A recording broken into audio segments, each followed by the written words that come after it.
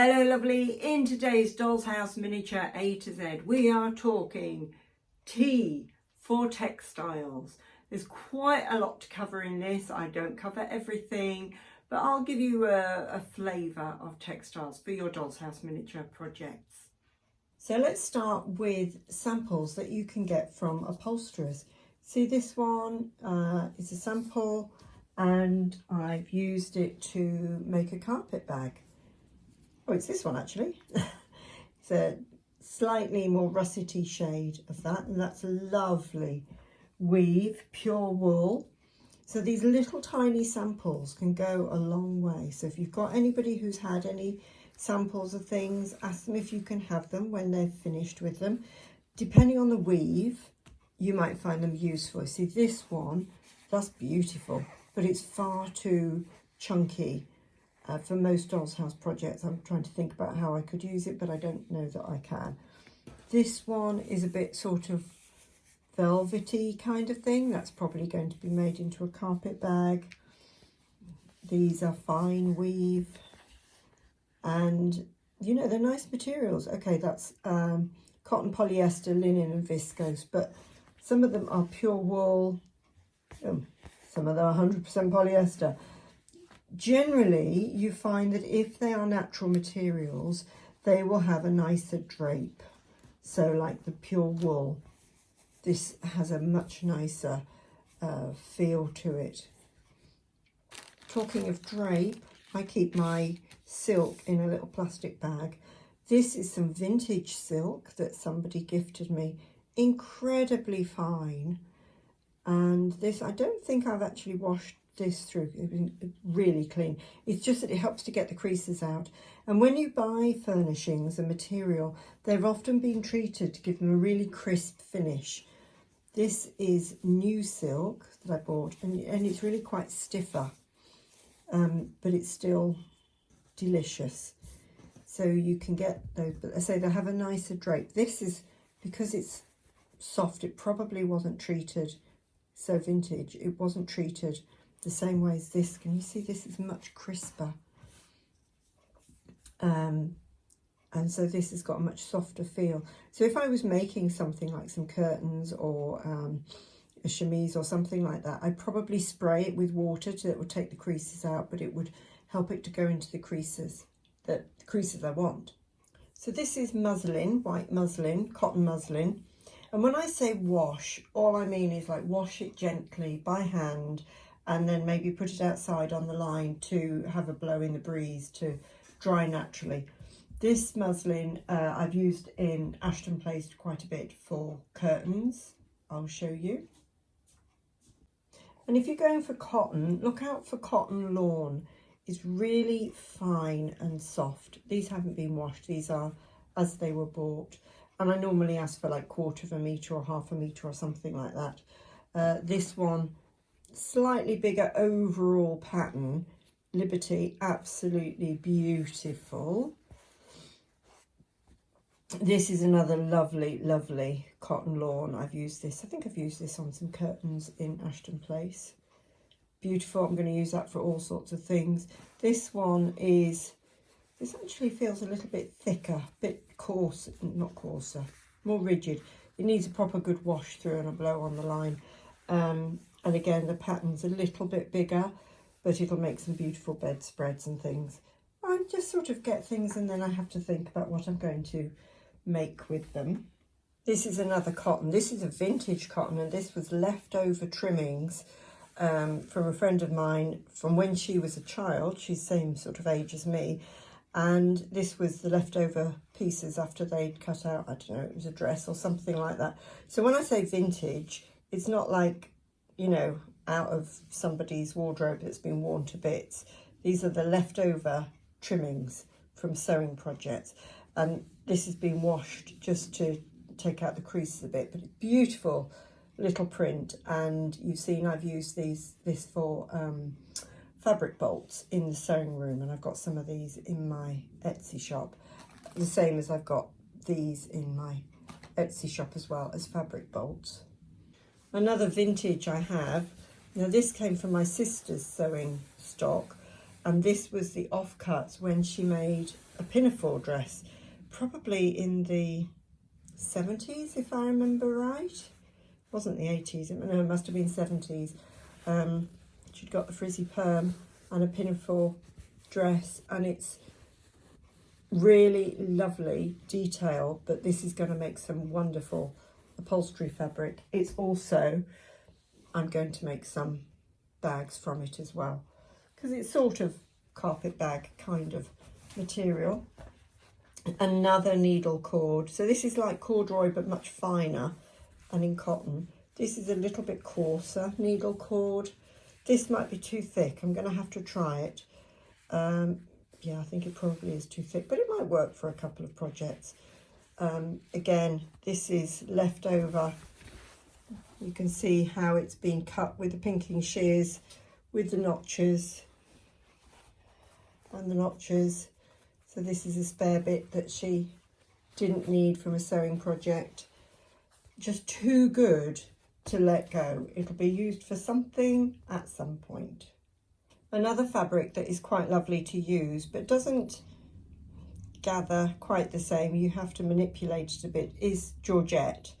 And this, I think this is a polyester georgette, it's not a silk georgette. I got this from the remnants section in one of my fabric shops in Shrewsbury. Does it tell me anything? No, it doesn't, it's only got the colours. This got quite a lot of this spare, which is sort of like cherry blossom pattern, which is really quite lovely. This is going to make something similar to this, a bit steampunky outfit, and it has a nice movement about it. Very soft. Now ribbons can be a bit tricky. You need to find the finest ribbon you possibly can, and because they're edged, there's only so much that you can do with them. I tend to use, for ribbon, I tend to use embroidery threads, and I'll either use, find a loose end here if I can, so like this one, you've got like 6 strands or whatever that makes up the embroidery thread. I will use then a single strand from that embroidery thread, because I like to wrap my items, this is a pair of leather gloves, wrap them up with a bit of thread rather than plastic and sellotape and stuff.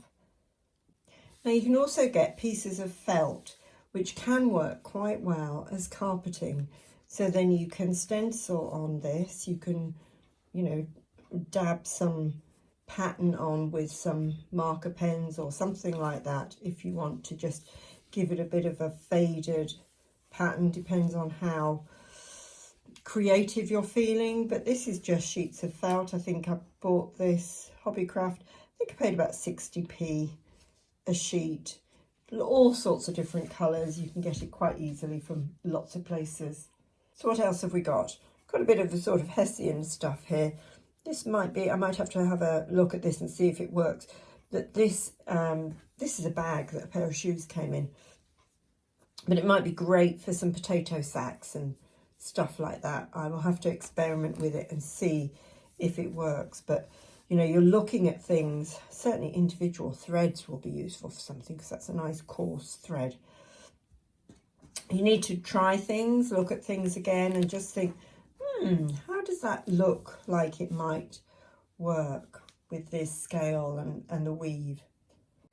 And of course the list is endless when you're talking about crochet cottons. So this is just very fine. This is Gutermann cotton thread, sewing thread that I've crocheted. And so I've got cushions, bedspread. I do lots of different bedspreads. Love to do these, really lovely. And then if I just take it off that, I'll show you the rest of the bedding. So there's a bedspread. Here's my sheet I made with muslin. The blankets, I bought some material.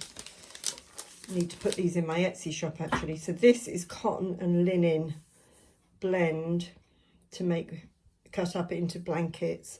And if you're my age, you probably remember growing up with blankets, and we would have pure wool blankets, and often they'd lost their fluff. So they weren't fluffy blankets, but they were still very warm because they were pure wool. And if it was cold, you just put another blanket on the bed. This was way before duvets. So that cotton and linen blend is perfect for recreating blankets. But I do like the crocheted bedspread, and I love the crocheted cushions. I've got lots and lots more coming because they're great fun to do. The pillows on this bed, the other beds I've made pillows out of the muslin. This bed I've used it's a synthetic fabric, white. I'm not sure what it is. It's okay, but it's quite soft and moves around, and it's squidgy. It's okay. See what you've got in your local store and what you think works for you. And of course, in textiles we have to include leather. I've got quite a few items that I've made in leather that have been an absolute delight to make. I've made these little Gladstone kind of bags. I've got them both in my dolls' houses and on my Etsy store, and they're wonderful, and it's super fine leather that I've been able to use. And years ago, because I'm celiac now, I'm not vegetarian as well, but when I was vegetarian I wouldn't be able to use this leather. It just, the smell just turns my stomach. Now you know, life has changed somewhat, but the options, this is extra fine. This is vintage leather that the friend gifted me, who gave me that vintage fabric that I've shown you, and it's got so many uses lined up for it. Be fun. So let's show you in Ashton Place some of the fabrics that I've used. Sorry, it's a bit messy in here at the moment, but so this is some of the quilting cotton that I've used. So these are the kitchen. This is a quilting cotton, but very fine little print. This is muslin. This is some of the cotton lawn. Muslin. So you can see the bed with her cushions and stuff, and the sewing room with all sorts of different cotton materials in fabric folds. Oh, and behind the hat is the vintage fabric, and there we've got some leather gloves. We've got a handbag. Yes, we've got a handbag and some more leather gloves. There's the mannequin, muslin curtains, and the tie backs, if you call them tie backs. I've just used some embroidery thread to just gather them up a bit. So what I did was I put them on the poles and sprayed them with some water to just help get the creases a bit and get them into place and let them dry in position. There we are, lovely. That was a selection of textiles that you can use in your miniature project. I'd love to hear from you. What are your favourites? And if you have found something that I haven't mentioned, please share it in the comments so that everybody else can get the benefit as well. That would be wonderful. And please like and subscribe as well if these videos are helpful for you. Okay, my lovely, I'll talk to you very soon. Bye for now.